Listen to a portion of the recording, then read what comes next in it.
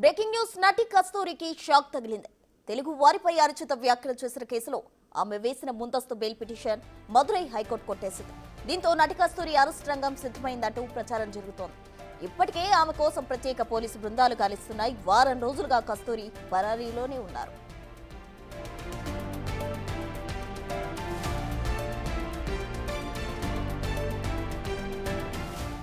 తెలుగువారిపై అనుచిత వ్యాఖ్యలు చేసిన కేసులో కస్తూరి వేసిన ముందస్తు బెయిల్ పిటిషన్ మదురై హైకోర్టు కొట్టేసింది. దీనికి సంబంధించి మరిన్ని వివరాలు మా ప్రతినిధి దామోదర్ అందిస్తారు. దామోదర్, ప్రసూన, ఏదైతే గత ఈ నెల 4వ తేదీన ఒక సామాజిక సమ్మేళనంలో మాట్లాడిన నటి కస్తూరి తెలుగువారిపై అనుచిత వ్యాఖ్యలు చేసింది.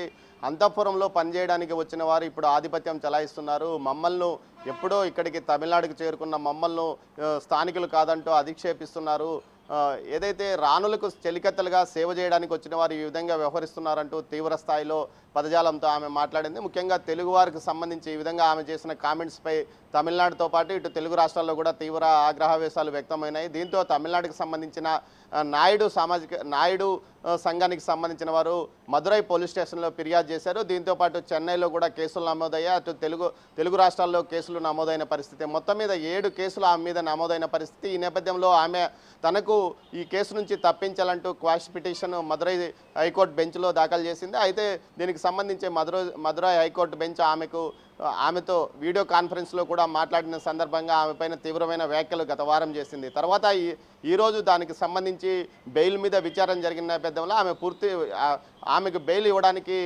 కోర్టు నిరాకరించడంతో ఆమెను అరెస్ట్ చేయడానికి పోలీసులు రంగం సిద్ధం చేసుకుంటున్నారు. 4 బృందాలను ఆమె అరెస్ట్ కోసం పోలీసులు ఏర్పాటు చేసినట్లు చెన్నై పోలీసులు తెలిపారు. మరోవైపు ఆమె గత వారం రోజులుగా ఫోన్ స్విచ్ ఆఫ్ చేసుకొని ఏదైతే ఇంటికి తాళం వేసిన పరిస్థితి. ఈ నేపథ్యంలో ఆమె కోసం ఇటు పోలీసులు, చెన్నై పోలీసులు, ఇటు తమిళనాడు పోలీసులు గాలింపు జరుపుతున్న పరిస్థితి. మొత్తం మీద హైకోర్టు ఏదైతే Madurai high court bench judge Anand Venkatesh తీవ్ర స్థాయిలో ఆమె పైన వ్యాఖ్యలు చేశారు. ముఖ్యంగా తెలుగువారు తమిళవారు అని తేడా లేకుండా తెలుగువారు అంతా కలిసిపోయి తమిళనాడులో జీవనం చేస్తున్నారు. 2 కోట్లకు పైగా మంది వారు ఉన్నారు.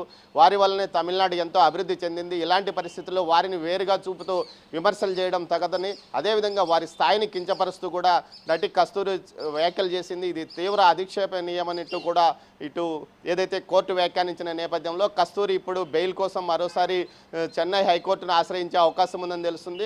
హైకోర్టు డివిజన్ బెంచ్ కొట్టేయడం వల్ల మరోసారి హైకోర్టులో పిల్ దాఖలు చేస్తుందా, మరో ఉన్నత న్యాయస్థానానికి వెళ్తుందా అన్న విషయం మీద చర్చ జరుగుతుంది. మొత్తం మీద అయితే ఆమెను అరెస్ట్ చేయాలంటూ కూడా తమిళనాడు పోలీసులు నిశ్చయంతో ఉన్న పరిస్థితి. ఇందుకోసం ప్రత్యేకంగా 4 బృందాలు ఏర్పాటు చేశామని చెన్నై పోలీసులు తెలుపుతున్న నేపథ్యంలో ప్రస్తుతం అజ్ఞాతంలో ఉన్న కస్తూరి ఎక్కడుంది, ఎక్కడ ఆమె సెల్ ఫోన్ సిగ్నల్స్ ఆపయ్యాయి అన్న విషయం మీదనే పోలీసులు దర్యాప్తు చేస్తున్నారు. ప్రసూన.